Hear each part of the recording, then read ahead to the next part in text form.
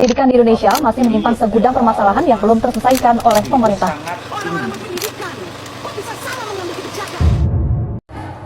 Assalamualaikum warahmatullahi wabarakatuh dan selamat pagi. Kami dari kelompok 3 kelas B Pendidikan Biologi semester 1 ingin membuat tugas video mengenai permasalahan-permasalahan yang terjadi di dunia pendidikan guna untuk memenuhi tugas video dari pengantar pendidikan dengan dosen pengampu Ibu Rinin Towe Oya SPD MPN. Berikut videonya.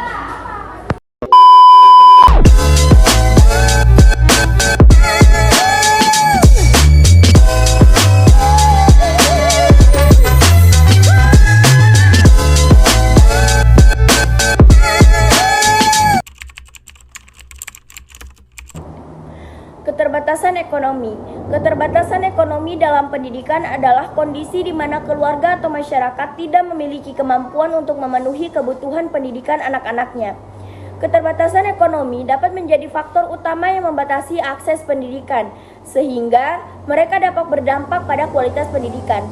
Di mana biaya pendidikan yang tinggi, banyak keluarga di Indonesia yang hidup dalam kemiskinan, sehingga sulit membiayai pendidikan anak-anak mereka, dan kurangnya kesadaran orang tua, di mana orang tua yang kurang mampu secara ekonomi cenderung lebih memprioritaskan kebutuhan dasar seperti makanan, pakaian, dan tempat tinggal daripada pendidikan anak-anak mereka. Juga, kurangnya akses menuju sekolah, siswa yang tinggal di desa-desa terpencil harus menyeberang jembatan tua, sungai, atau berjalan melewati sungai untuk menuju sekolah. Dan kurangnya sarana dan prasarana pendidikan, terdapat ketimpangan yang cukup lebar antara sarana dan prasarana yang ada di kota dengan yang ada di daerah terpencil.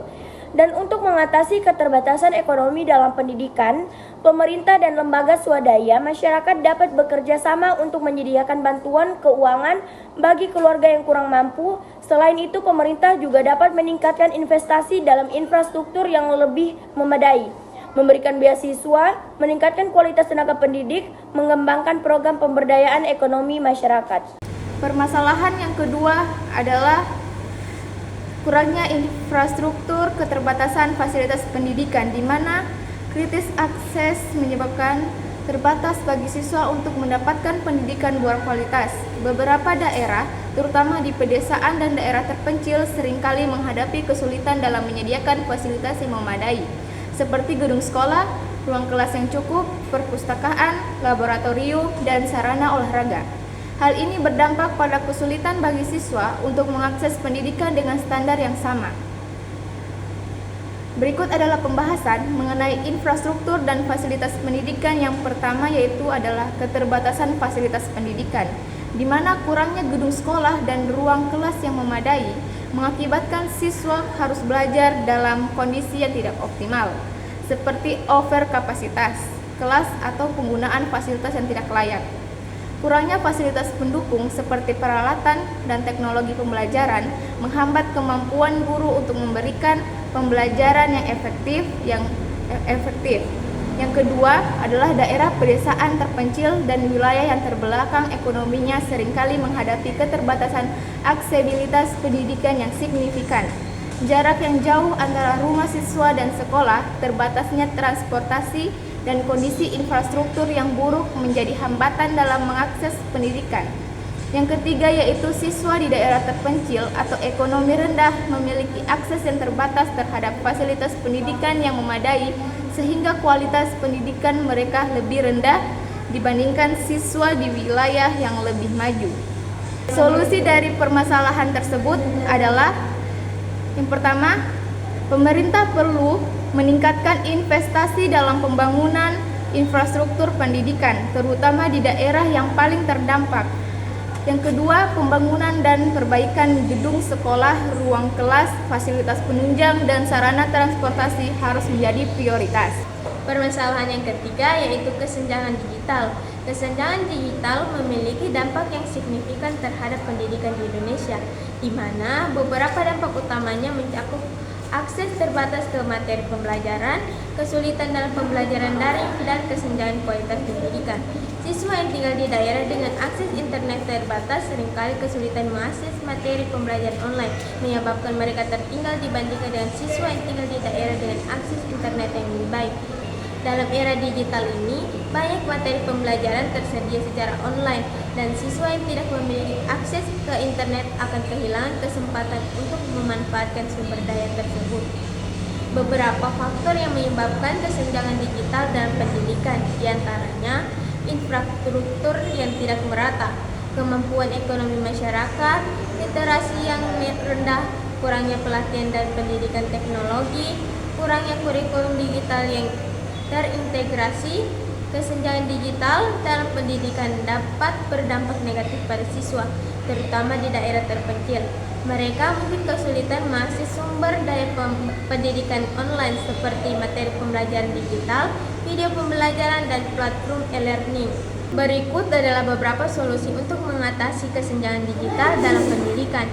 Yang pertama, yaitu pemerintah dan penyedia layanan internet perlu memperluas jaringan hingga ke daerah terpencil, memberikan subsidi atau bantuan perangkat seperti laptop, tablet, HP bagi siswa dan guru yang membutuhkan, menyediakan materi pembelajaran yang dapat diakses tanpa koneksi internet seperti modul cetak, flash disk berisi video pembelajaran atau aplikasi offline, memberikan kuota internet gratis untuk pelajar dan guru, meningkatkan alokasi dana untuk pengembangan teknologi dan pendidikan. Dengan kolaborasi antara pemerintah, institusi pendidikan, masyarakat, dan sektor swasta, kesenjangan digital dalam pendidikan dapat diminimalkan, sehingga semua siswa memiliki kesempatan yang sama untuk mendapatkan pendidikan berkualitas. Selanjutnya akan dijelaskan oleh teman saya. Selanjutnya adalah permasalahan yang keempat, adalah krisis guru di dunia pendidikan. Permasalahan terkait kekurangan guru merupakan salah satu isu mendalam yang mempengaruhi dunia pendidikan di berbagai belahan dunia. Krisis ini memiliki berbagai dimensi, mulai dari jumlah guru yang tidak mencukupi hingga kualitas pengajaran yang rendah. Berikut permasalahannya. Yang pertama, kurangnya jumlah guru. Banyak sekolah, terutama di daerah pedesaan atau terpencil, mengalami kekurangan tenaga pengajar. Yang kedua, guru cenderung lebih banyak terkonsentrasi di kota-kota besar, meninggalkan daerah-daerah terpencil dengan kekurangan tenaga pengajar. Yang ketiga, gaji yang rendah, fasilitas yang kurang memadai, serta kondisi kerja yang tidak ideal membuat banyak orang enggan menjadi guru atau bertugas di daerah yang sulit dijangkau.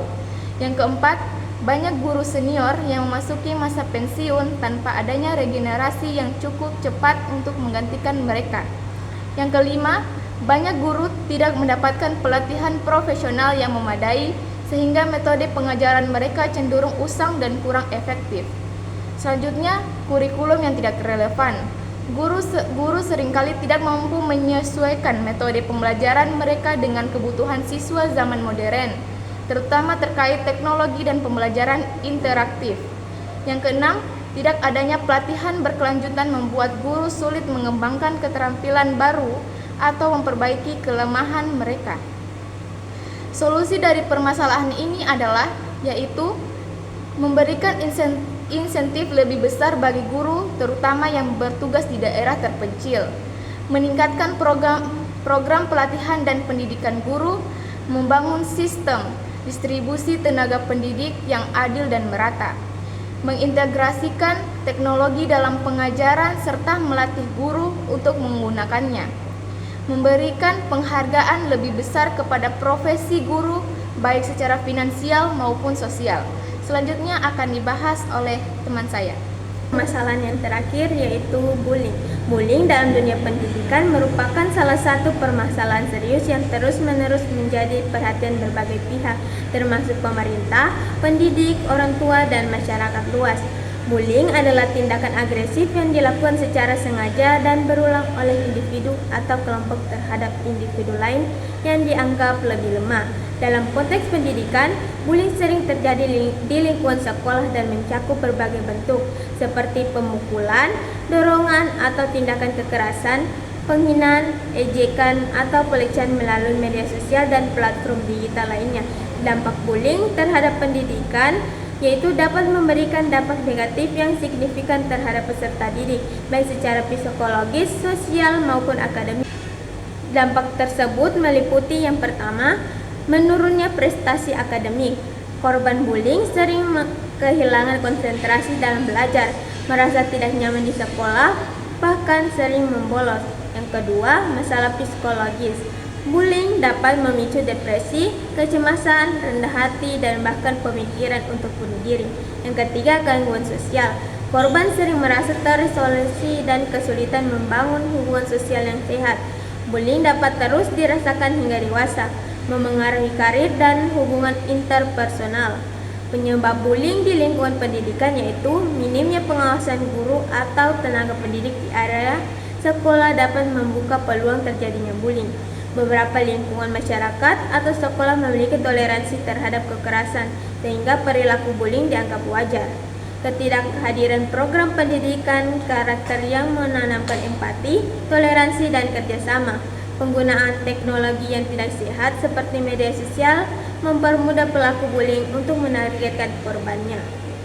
Solusi dan pencegahan bullying dalam pendidikan yaitu sekolah harus memiliki kebijakan anti-bullying yang jelas, termasuk pelatihan bagi guru dan siswa untuk mengenali dan mencegah bullying, mengintegrasikan nilai-nilai moral, empati, dan penghormatan dalam kurikulum pendidikan.